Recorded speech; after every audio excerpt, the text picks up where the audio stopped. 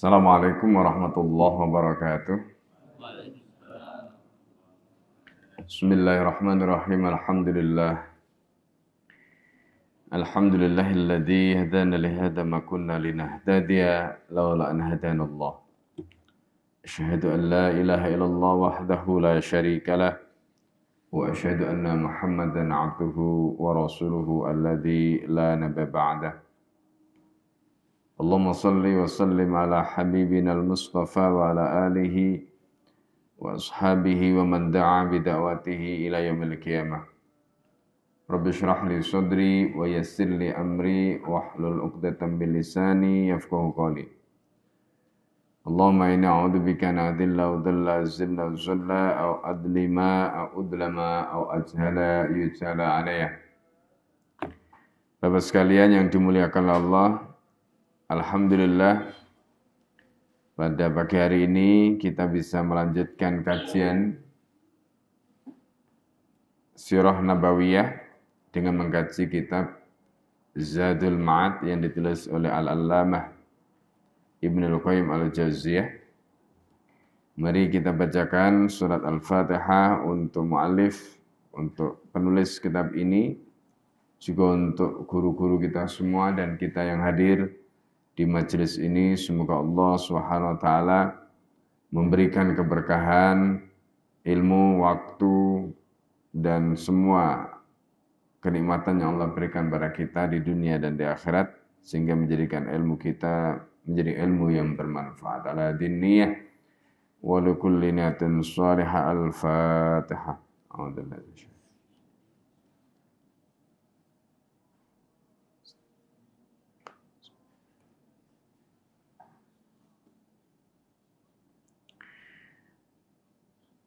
Bapak sekalian yang dimuliakan Allah, sebelumnya kita telah membahas tentang istri-istri baginda Nabi Muhammad SAW. Nah,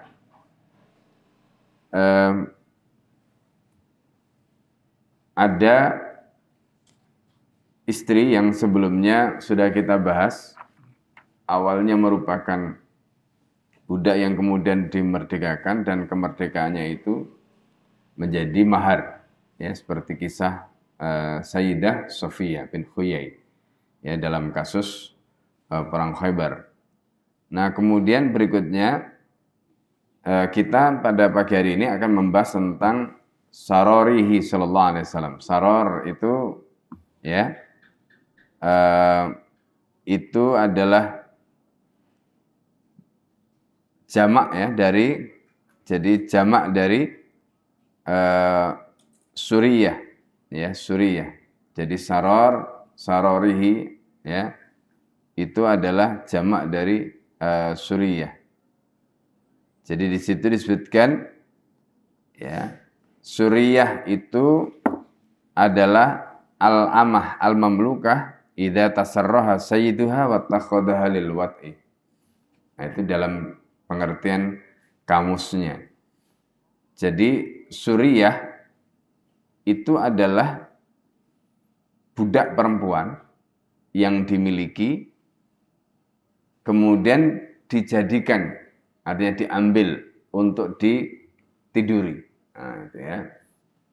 Nah, jadi ini namanya suriyah, jamaknya sarori, ya. Nah, ini. Nah, kemudian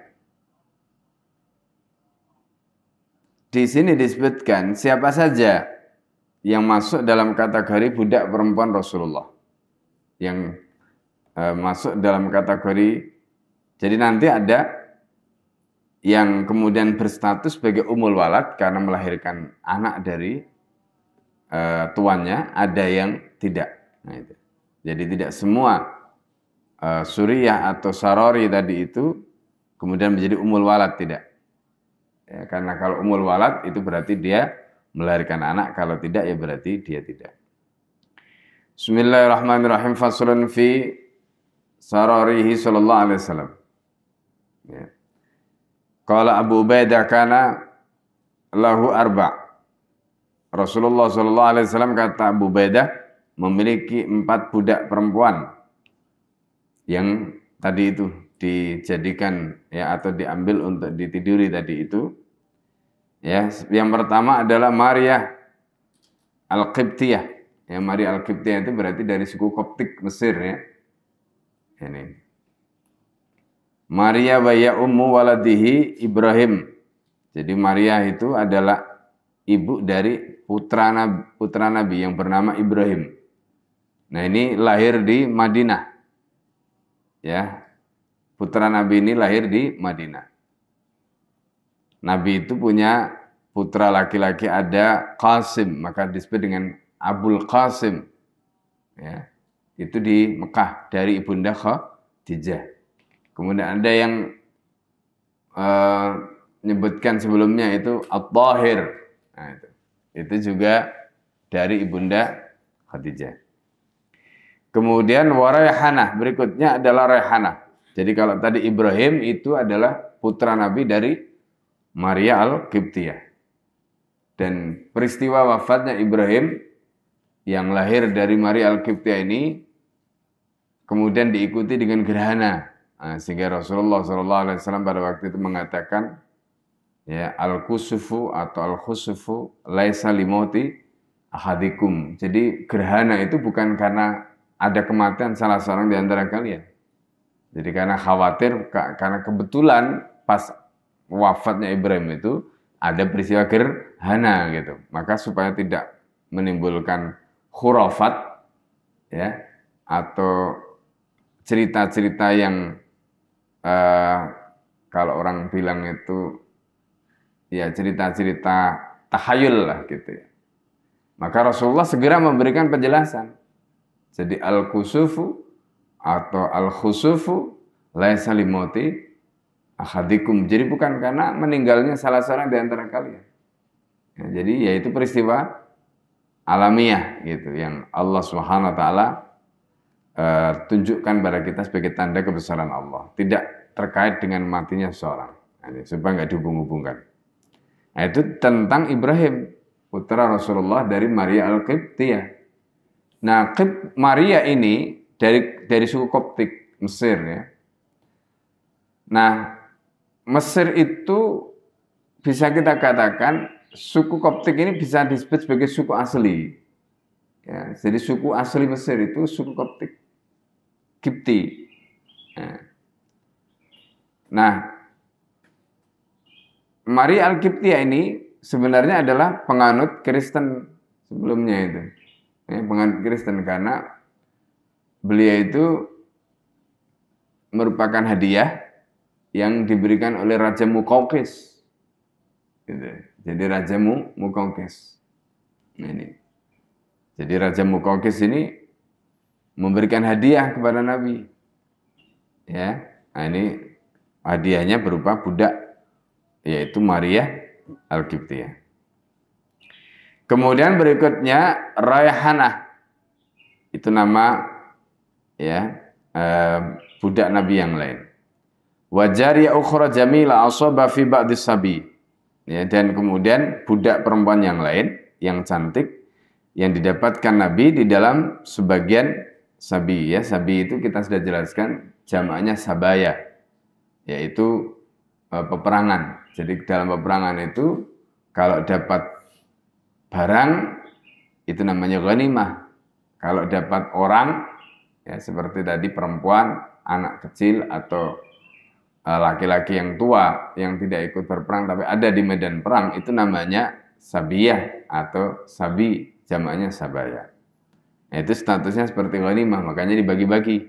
Ya, kita pernah sampaikan kisah bagaimana Sofiyah pada saat perang Khaybar, di mana beliau jatuh di tangan siapa? Dihya al-Kalabi. Nah, itu. Ya, kemudian diambil Rasulullah Shallallahu Alaihi Wasallam. Kemudian wajariyah wahabat halahu Zainab, budak lain yang dihadiahkan oleh Zainab binti Jahsh. Zainab binti Jahsh itu menghadiahkan budak lain kepada Nabi Shallallahu Alaihi Wasallam. Nah, itu maka disebutkan tadi ada 4 ya. Maria, Rayhanah, kemudian budak lain yang didapatkan Nabi dari Sabiyah tadi, dan satu lagi budak perempuan yang dihadiahkan oleh Zainab binti Jahsy.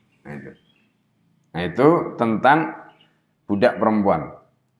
Berikutnya adalah faslun fi mawalihi sallallahu alaihi wasallam. Sekarang budak laki-laki. Jadi kalau perempuan itu disebut amah atau suriyah, itu bahasa Arabnya.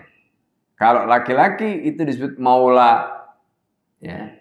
Laki-laki disebut maula, jamaknya mawali. Nah, itu kalau laki-laki. Ya, ini.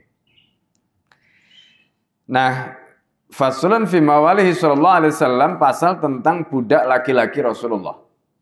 Ini. Jadi ada budak perempuan, ada budak laki-laki. Faminhum Zaid bin Harisah ibnu Sarahil. Ya, jadi di antara budak laki-laki Rasulullah itu bernama Zaid bin Harisah ibn Sarahil, yang mendapatkan julukan atau laqab. Julukannya apa? Hibbu Rasulullah sallallahu alaihi wasallam. Jadi hibbu itu berarti orang yang sangat dicintai oleh Nabi. Jadi Zaid bin Harisah itu adalah orang yang sangat dicintai oleh Rasulullah, yang mau dibebaskan oleh bapaknya yaitu Harisah bin Sarahil tadi, tapi justru Zaid ini memilih menjadi budaknya Nabi, nggak mau dibebaskan. Kan aneh ya, jadi budak kemudian mau dibebaskan orang tuanya, tidak mau, justru memilih menjadi budak Nabi. Nah, ini kisah tentang Zaid bin Harisah. Nah, a'taqahu, jadi beliau itu Zaid bin Harisah itu sebelumnya adalah budak dari Ibunda Khadijah. Lalu dihadiahkan oleh Ibunda Khadijah kepada Rasulullah. Kemudian oleh Nabi sallallahu alaihi wasallam dimerdekakan. Ya, setelah dimerdekakan oleh Nabi, Zaid bin Harisah itu diangkat menjadi anak angkatnya. Diangkat menjadi anak angkatnya, putra angkatnya. Ketika itu belum ada hukum tentang larangan tabani, larangan mengangkat putra angkat. Belum ada. Artinya hukum itu sudah turun-temurun sejak zaman jahiliyah. Lalu kemudian Islam membatalkan status anak angkat. Ya, kalau dulu anak angkat itu bisa sampai mewarisi macam-macam. Lalu kemudian dibatalkan hukum itu. Sebelum hukum itu dibatalkan, Zaid bin Harisah itu dijadikan sebagai putra angkat Rasulullah setelah dimerdekakan. Sehingga diberi nama Zaid ibn Muhammad. Nah, gitu. Jadi Zaid putra Muhammad. Nah, itu dulu. Tapi setelah turun larangan atau pembatalan hukum mengenai tabani tadi, yaitu mengadopsi ya, putra angkat tadi, maka kemudian Zaid ini dinisbatkan kepada bapaknya. Maka namanya tadi Zaid ibn Harisah ibn Sarahil. Nah, itu. Jadi Zaid putra laki-laki dari Harisah, putra laki-laki dari Sarahil. Nah, itu nama lengkapnya Zaid. Jadi dibebaskan oleh Nabi, wa zawwajahu, jadi dibebaskan Nabi, kemudian Zaid bin Harisah ini dinikahkan. Sebelum, kalau di sini kan ya dinikahkan dengan ya maulad, ya. Di situ ada budak perempuan Nabi yang bernama Ummu Aiman. Ya, Ummu Aiman. Tapi sebelum itu Zaid bin Harisah, ya, Zaid bin Harisah itu juga dinikahkan oleh Nabi dengan Zainab binti Jahsy. Zainab binti Jahsy. Nah, itu yang kemudian nanti turun surat Al-Ahzab terkait dengan peristiwa perceraian Zainab binti Jahsy dengan Zaid bin Harisah. Lalu kemudian ada perintah Nabi kepada Nabi untuk menikahi Zainab. Nah, gitu. Jadi perintah Allah kepada Nabi untuk menikahi Zainab. Menikahi bekas istri anak angkatnya. Nah, itu enggak enaknya. Jadi Nabi itu harus menjadi model, nah, gitu kan. Meskipun itu berat bagi psikologi manusia biasa untuk menjalankan itu, bayangkan ya, itu kan aib itu. Menikahi bekas istri anak angkat di mata orang Arab ketika itu dianggap tabu gitu. Tapi untuk membatalkan hukum yang tabu itu, Allah sengaja perintahkan Nabi untuk menikah itu. Nah, kan gak enak sebenarnya ya. Tapi Nabi itu dijadikan oleh Allah sebagai contoh.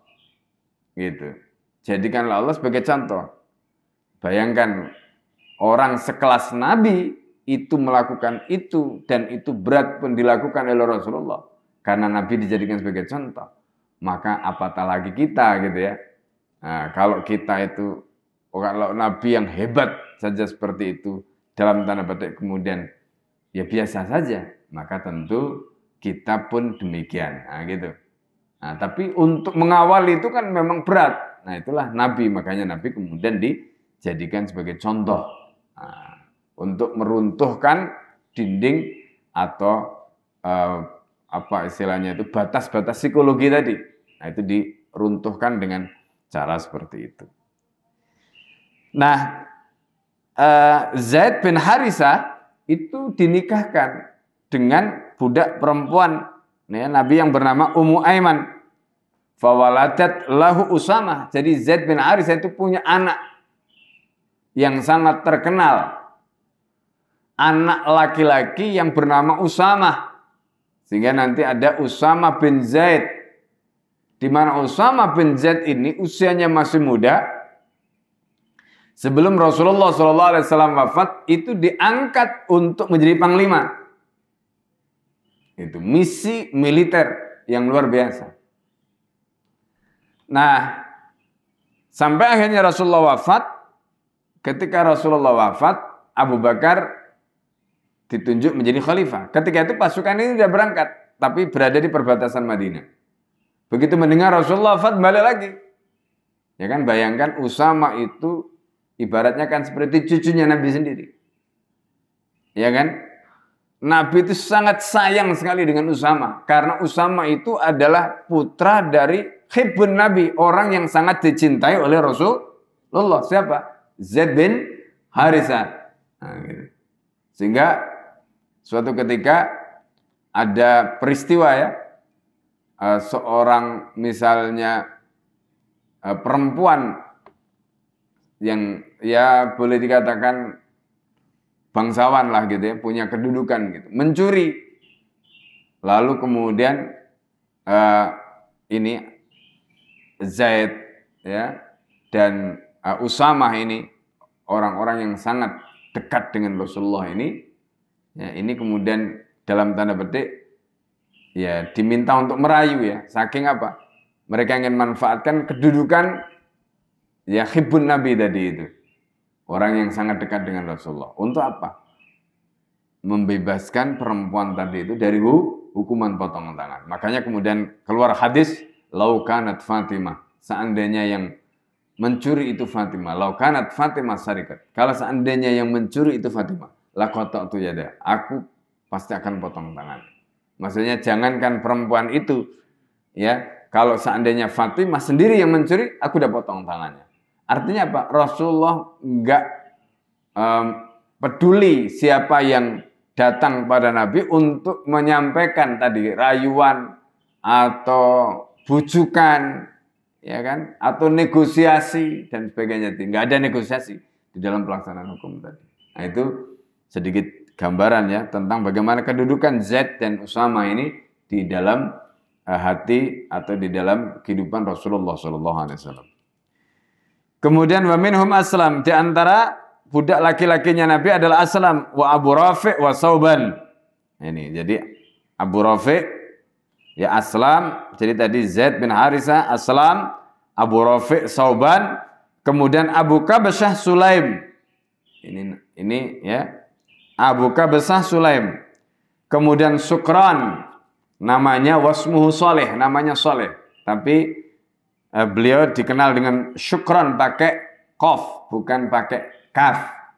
Ya, pakai shin, bukan pakai sin. Syukran. Nah ini nama aslinya Saleh. Kemudian Rabah Nubi. Ini nama berikutnya. Yasar Nubi Aidon. Jadi ada Rabah Nubi, ada Yasar Nubi. Ya, wa huwa qatilul uraniyin. Ya, jadi wa huwa qatilul uraniyin. Jadi beliau ini apa namanya? Qatil di sini bisa kita sebut sebagai maktul ya, orang yang dibunuh oleh orang-orang uraniyin. Jadi kita pernah. Jadi uraniyin ini jadi ada orang dari luar Madinah datang ke Madinah. Waktu datang itu sakit ya. Lalu kemudian mereka sebagai tamu oleh Nabi dijamu gitu. Tapi karena sakit, khawatir nanti menular, maka mereka ini jamu di luar. Maksudnya tidak di dalam kota ya, karena kebetulan di luar Madinah itu ada semacam tempat lah gitu ya, untuk singgah tamu-tamu tadi. Terus di situ itu ada peternakan gitu, unta dan sebagainya, yang kalau mereka butuh minum itu bisa tinggal perah di situ. Nah, ini orang-orang Uroniyah, ya, Uroniyin. Lalu kemudian mereka itu setelah mendapatkan semuanya tadi terus sembuh, ya kan? Konon mereka datang ke Madinah itu menyatakan masuk Islam. Ya, diberi jamuan termasuk susu, macam-macam unta tadi itu. Lah, kata orang itu delalahnya gitu kan. Kemudian orang ini, mereka orang-orang Uroniyah ini berbalik, ya kan? Entah apa yang ada di kepala mereka itu.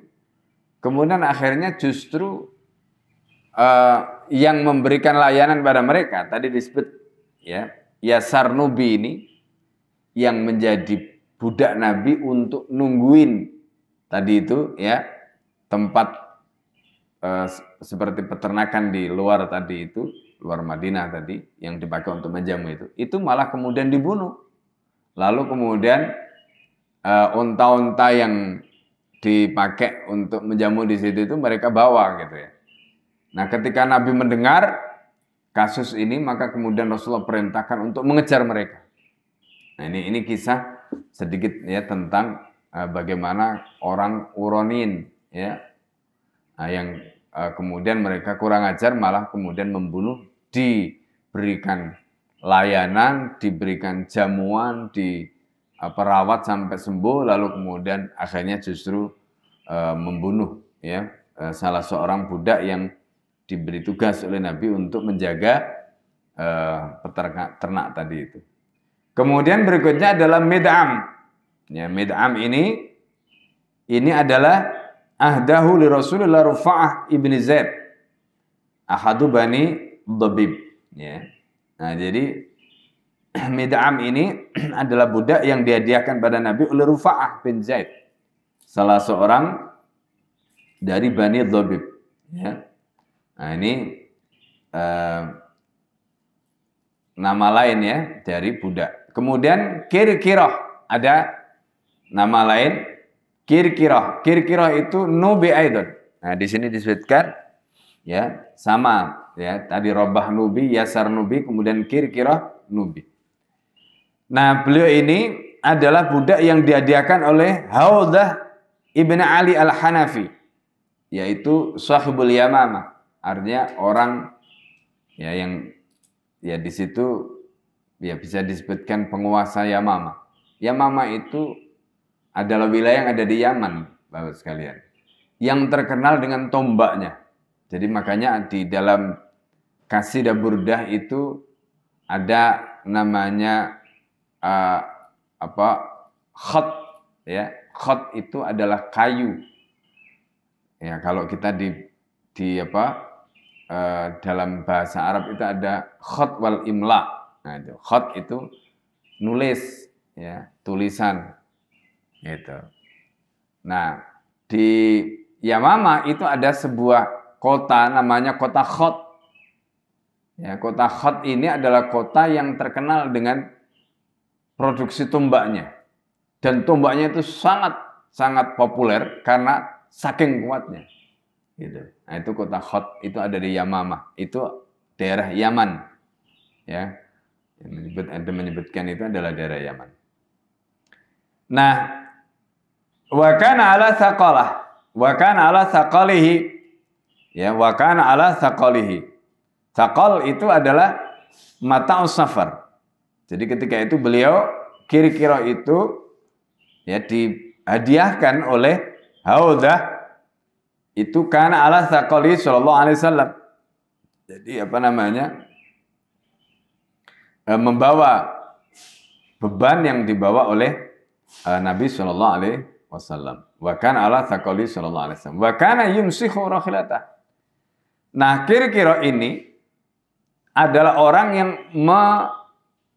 memegangi apa? Tunggangan Nabi. Rakhilah itu tunggangan, untanya Nabi atau kendaraannya Nabi.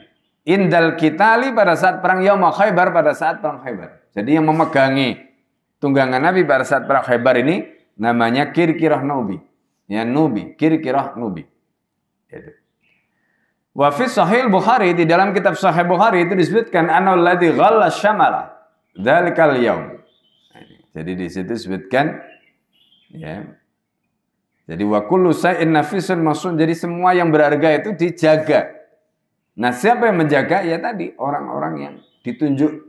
Jadi Nabi itu ada yang, makanya kita bayangkan ya, jadi yang megangi kendaraannya ada, yang tadi itu bagian apa? Untuk merawat tadi ternak-ternak tadi ada. Kemudian nanti ada yang tugasnya itu menata sandalnya Nabi. Ya, seperti yang dilakukan oleh, tapi itu bukan budak. Ya. Abdullah bin Mas'ud itu ya, kecil orangnya. Itu membawa sandalnya Nabi. Jadi kalau Nabi kemana itu sandalnya yang nanti nata itu Abdullah bin Mas'ud. Karena Nabi itu kan gede sandalnya. Abdullah bin Mas'ud tangannya kecil kan. Masukkan tangan tuh belusuk kata orang. Ya karena kecil ya orangnya. Nah begitu. Jadi Rasulullah. Jadi ada yang apa namanya megang, ada yang natain dan sebagainya. Ya. Nah,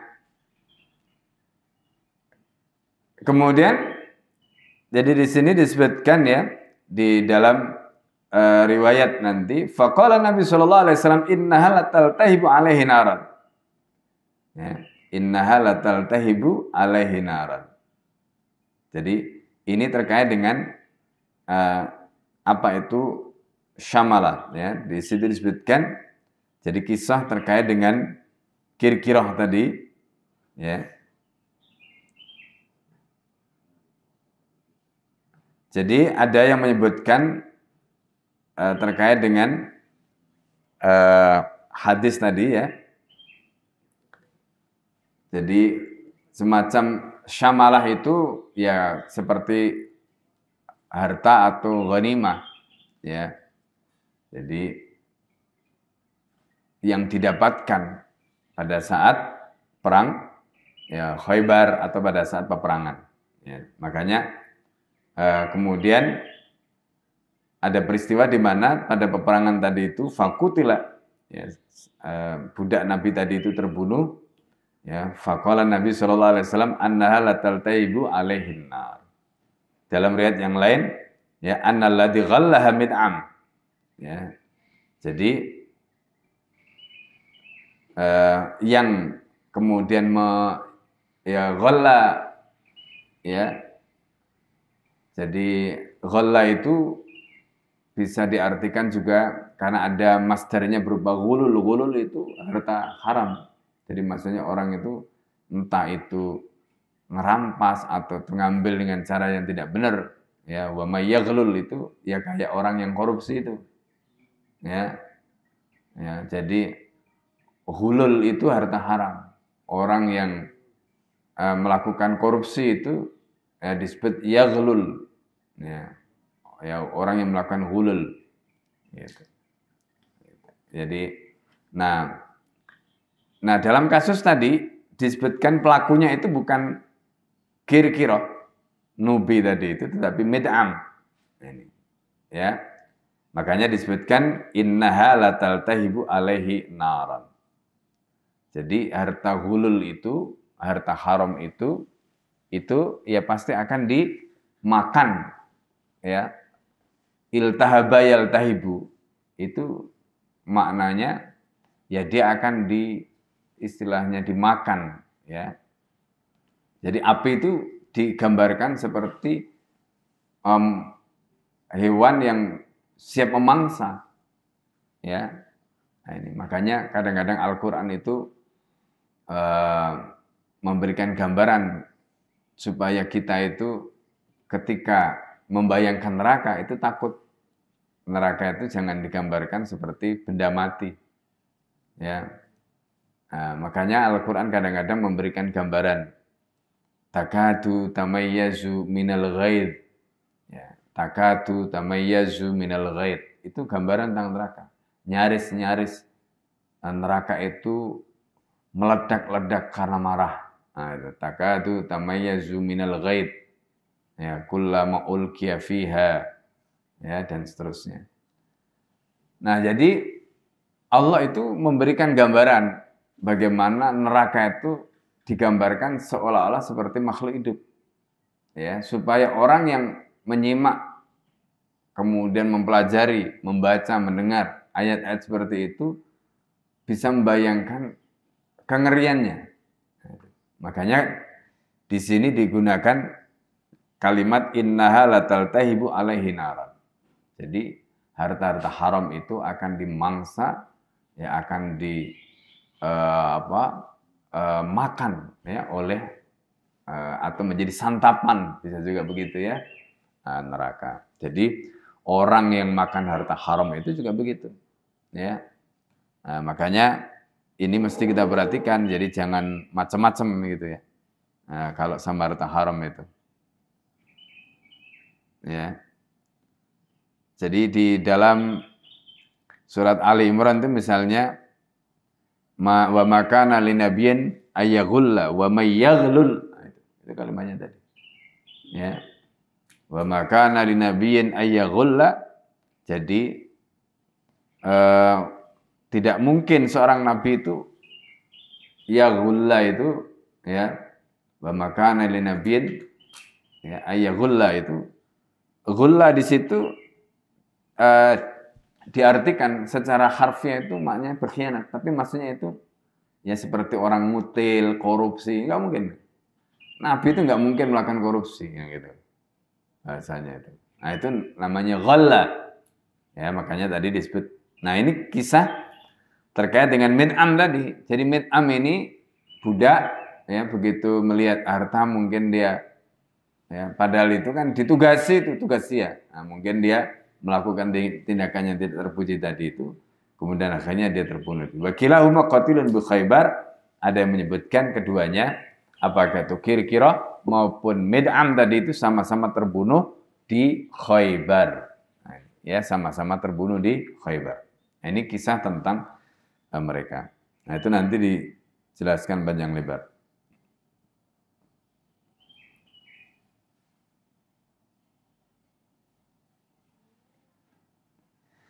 Nah, berikutnya adalah wa minhum Anjasha al-Hadi. Di antara budak Nabi itu adalah Anjasha al-Hadi. Kemudian berikutnya adalah Safinah ibnu Farrukh. Nah, Safinah ini sangat terkenal, nama Safinah ini, karena nanti ada banyak peristiwa yang terkait dengan Safinah ini. Ismu Mihran, namanya adalah Mihran. Wasamahu Rasulullah sallallahu alaihi wasallam Safinah. Safinah itu julukan yang diberikan oleh Nabi kepada Mihran ini. Li'annahum kanu yuhammilunahu, karena ketika itu para sahabat mereka itu membebankan kepada Safinah ini fis safari, di dalam perjalanan, mata'ahum, barang-barang bawaan mereka.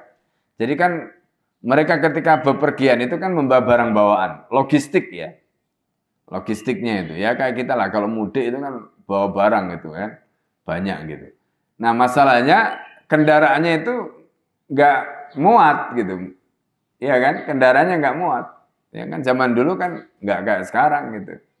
Ya. Nah, ketika sebagian di antara mereka itu karena mungkin barangnya nggak tertampung dan sebagainya tadi, maka mereka meminta kepada Safina itu untuk membawakan, itu namanya yuhammilunahu, ya, membawakan atau membebankan beban bawaan tadi itu kepada Safina. Faqala, maka Rasulullah SAW mengatakan kepada Mihran tadi, anta safinatun, kamu adalah Safina. Safina itu kan artinya perahu kan sebenarnya. Safina itu artinya perahu. Jamaknya sufun. Ya, bisa juga diartikan kapal. Perahu, kapal itu kan digunakan untuk apa? Ngangkut. Ya, kan? Makanya Nabi memberi gelar dia dengan Safinah tadi itu. Ya, ibaratnya seperti angkutan. Nah, gitu ya. Nah, ini Safinah. Kalau Abu Hatim ataqa Rasulullah membebaskan, kata Abu Hatim, Safina ini atau Mihran ini, wa qala ghairuhu, sementara yang lain mengatakan ataqathu Ummu Salamah. Yang lain mengatakan yang membebaskan Mihran atau Safina itu adalah Ummu Salamah.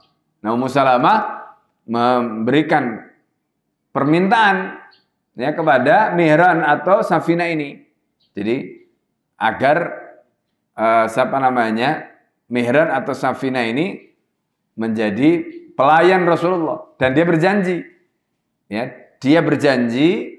dia akan melayani Rasulullah sampai akhir hayatnya. Itu Safina. Dia akan melayani Rasulullah sampai akhir hayatnya. Itu komitmen Safina. Ya. Nah, Safina ini nanti selain hadis tentang yang terkenal, hadis Safina itu mengenai khilafah. Ya, selama 30 tahun. Ya, al-khilafah salasuna sana itu hadis dari Safina.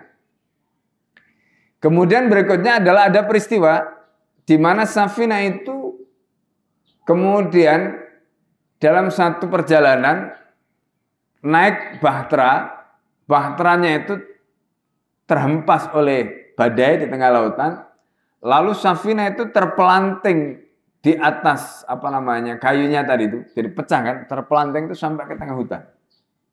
Itu Safina. Lalu kemudian di tengah hutan itu ketemu dengan singa. Ya, Safina ini ketemu dengan singa. Singa itu ketika ketemu dengan Safina itu nggak berani nerekam, nggak berani makan, nggak berani ngapa-ngapain. Kenapa? Karena Safina mengatakan, ana maula Nabi. Ana maula Muhammad. Aku ini adalah budaknya Muhammad. Aku ini budaknya Nabi. Apa terjadi? Singa itu kemudian menundukkan kepalanya, kemudian membimbing Safina tadi keluar dari hutan itu sampai ketemu jalan. Itu singa tadi. Nah, ini diceritakan Al-Bushiri ya di dalam qasidah burdahnya, ya, bagaimana sampai singa pun itu karena mendengar nama Rasulullah dia pun tunduk. Ya, jadi orang-orang yang menisbatkan dirinya kepada Nabi itu mendapatkan kehormatan, kemuliaan, termasuk diantaranya kisah tentang Safinah tadi itu. Nah, ini Masya Allah. Yaitu tentang Safinah. Wa minhum Anasa, di antara mereka budak tadi itu adalah Anasa wa yukna Aba Misrah. Kemudian diberi kunyana namanya Aba Misrah. Wa Aflah, Ubaid, ya. Kemudian Tahman, ya, Kaisan, wa Dakwan, wa Mihran, ya. Tadi disebutkan ya, wa Mihran. Wa qila hadza khilafu fismi Tahman. Dan ini berbeda ya dengan Tahman. Ya, ada ada yang menyebutkan namanya itu Tahman, bukan Mihran, ya, dan seterusnya tadi. Wa minhum Hunain, ada yang namanya Hunain, ya. Kemudian Sundur, wa Fadalah Yamani, wa Mabur, ya, Khosi, kemudian Wakid, kemudian Abu Wakid, kemudian Qasam Abu Usaib dan Abu Muwaihibah atau Muwaihibah. Ya, wa minan nisa, dan di antara kaum perempuan namanya ya Salma Abu Rafi, Maimunah binti Sa'ad, kemudian Khadrah, ya, Radwa, kemudian Rozina, ya, Ummu Dumairah, Maimunah binti Abi Usaib, dan Maria serta Raihanah. Tadi kita sudah sebut ya di sararihi tadi itu. Beberapa ya seperti Maria dan Rehana tadi sudah kita sebutkan. Nah, jadi ini Bapak sekalian tentang nama-nama ya budak laki-laki maupun budak perempuan baginda Nabi Muhammad SAW. Jadi kalau kita baca ini, Masya Allah ya, banyak sekali. Dan itu kalau kita hitung, ya, misalnya satu orang itu pembebasannya harganya ribuan, itu udah berapa ribu tadi. Ya, nah makanya kalau kita baca, jadi misalnya seperti begini ya. Jadi ada ungkapan ya dalam hadis atau ungkapan Abu Bakar itu innama ju'ila rizqu tahta dilli ar-ramh atau dilli suyuf. Jadi rizki itu dijadikan oleh Allah di bawah bayang-bayang tombak atau bayang-bayang pedang. Nah itu. Ya. Nah, itu menunjukkan betapa memang dengan perang tadi orang itu jadi punya harta dari yang semula tidak punya apa-apa, dengan perang itu dapat ghanimah, macam-macam. Dan ghanimahnya itu mulai dari barang ya mati, benda mati sampai benda hidup seperti manusia tadi. Ya, nah, itu semua bisa statusnya menjadi ghanimah. Nah, itu. Jadi itu kalau dikonversi di dalam bentuk uang itu sudah luar biasa. Ya, ini. Baik, ya karena sudah masuk waktu syuruk, sampai di sini penjelasan yang bisa Al-Fakir sampaikan terkait dengan budak-budak Rasulullah SAW. Silakan kalau ada yang ingin bertanya atau menyampaikan sesuatu terkait dengan penjelasan yang sudah diberikan tadi. Allah.